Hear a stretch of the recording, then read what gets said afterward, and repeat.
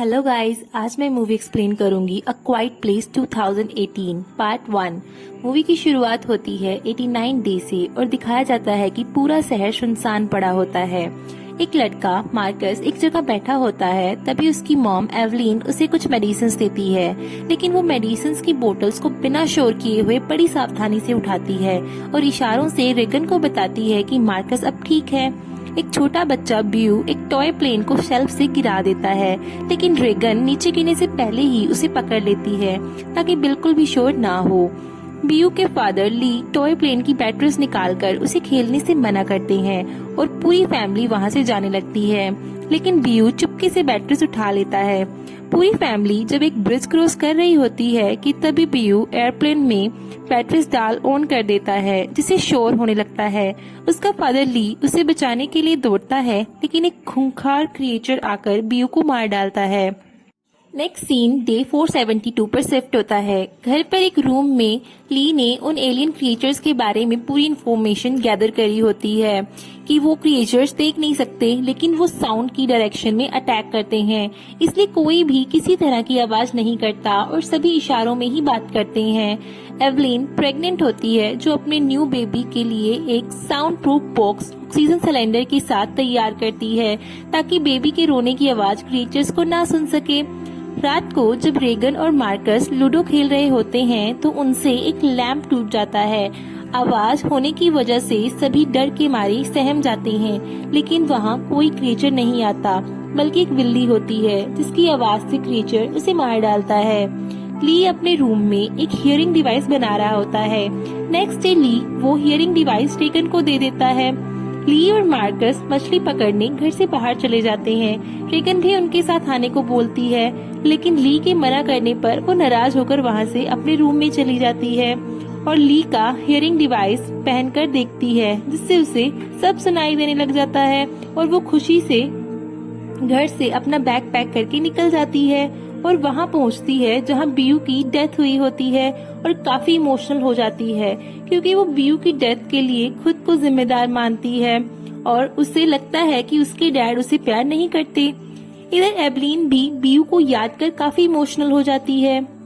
Marcus और ली को जंगल में एक ओल्ड मैन मिलता है, जिसे ली चुप रहने का इशारा करता है, लेकिन वो जोर जोर से चिल्लाने लगता है, इसलिए ली मार्कस को लेकर वहाँ से भाग जाता है और तभी एलियन क्रिएचर्स आकर ओल्ड मैन को मार डालता है। एवलीन को लेबर पेन स्टार्ट हो जाता है, इसलिए वो सीढ़ियों से नीचे आ रही होती है तो उसके पैर में एक कील चुभ जाती है, जिसकी वजह से एक फोटो फ्रेम नीचे गिरकर टूट जाता है, लेकिन वो घर के बाहर लगी लाइट्स को ऑन कर देती है, जिससे ली को सिग्नल मिल सके कि एवलीन को उसकी जरूरत है। जैसे ही एवलीन ऊपर जाने लगती है तो देखती है कि फोटो फ्रेम की आवाज से ऊपर एलियन क्रिएचर आ चुका है। ली लाइट्स को देखकर उसकी हेल्प के लिए भागता है। इधर क्रिएचर अभी भी घर पर ही होता है, लेकिन एवलीन को बहुत पेन हो रहा होता है। एवलीन जानबूझकर एक अलार्म क्लॉक ऑन कर देती है, जिससे एलियन उस क्लॉक पर अटैक कर देता है और एवलीन रूम से निकलकर बाथरूम में आ जाती है। ली को पता चल जाता है कि घर पर एलियन क्रिएचर है, इसलिए वो मार्कस को बाहर जाकर घर के बाहर लगे क्रैकर्स में आग लगाने को कहता है, ताकि एवलीन और न्यूबॉर्न बेबी के शोर को एलियन का पता ना चल सके। ली घर पर पहुंचता है, जहां उसे चारों तरफ खून ही खून नजर आता है। तभी उसे न्यूबॉर्न बेबी और एवलीन बिल्कुल सही सलामत मिलते हैं। इधर मार्कस को महसूस होता है कि क्रिएचर उसके आसपास ही है, इसलिए वो भागने लगता है। ली न्यूबॉर्न बेबी को साउंड प्रूफ बॉक्स में ऑक्सीजन मास्क सिलेंडर के साथ सुला देता है। रेगन को मार्कस की टॉर्च दिखाई देती है, लेकिन उसके पीछे एलियन क्रिएचर भी वहां आ जाता है, लेकिन तभी रेगन के हियरिंग डिवाइस में कुछ गड़बड़ की वजह से एक तेज आवाज होने लगती है, जिसे वो क्रिएचर बर्दाश्त नहीं कर पाता और वहां से भाग जाता है। रेगन को मार्कस मिल जाता है और दोनों ली को अपनी लोकेशंस बताने के लिए एक बड़े से स्टोर टैंक के ऊपर आग जला देते हैं। साउंड प्रूफ रूम में वाटर टैप खुली होने की वजह से धीरे धीरे पानी जमा हो रहा होता है और पानी की आवाज से क्रिएचर वहीं आ जाता है। बेबी का साउंड प्रूफ बॉक्स का ढक्कन बंद नहीं होता, इसलिए एवलीन धीरे से जाकर बेबी को उठा लेती है और पानी की आवाज के पीछे छिप जाती है। इधर ली रेगन और मार्कस को ढूंढने निकल पड़ता है। तभी स्टोर टैंक का दरवाजा खुलने से मार्कस नीचे गिर जाता है, जिसका साउंड एलियन को डिस्ट्रैक्ट करता है और वो जाकर उन दोनों को पकड़ने के लिए निकल पड़ता है। ली को भी बच्चों का पता लग जाता है।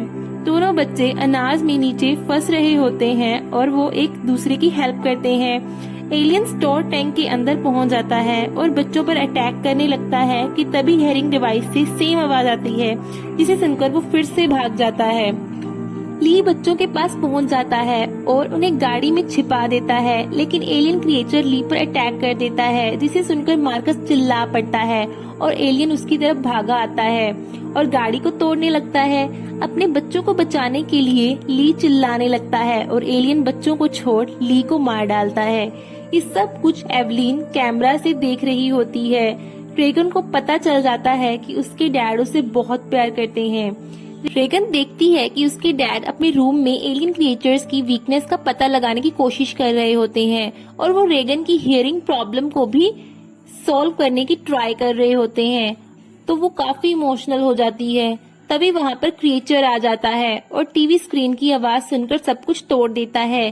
तभी रेगन को याद आता है कि मेरे हियरिंग डिवाइस के साउंड को सुनकर यह क्रिएचर भाग जाता है और उसे बर्दाश्त नहीं कर पाता, इसलिए वो हियरिंग डिवाइस के साउंड को स्पीकर पर डाल देती है, जिसे सुनकर वो दर्द से चिल्लाने लगता है और एवलीन उसे शूट कर मार डालती है।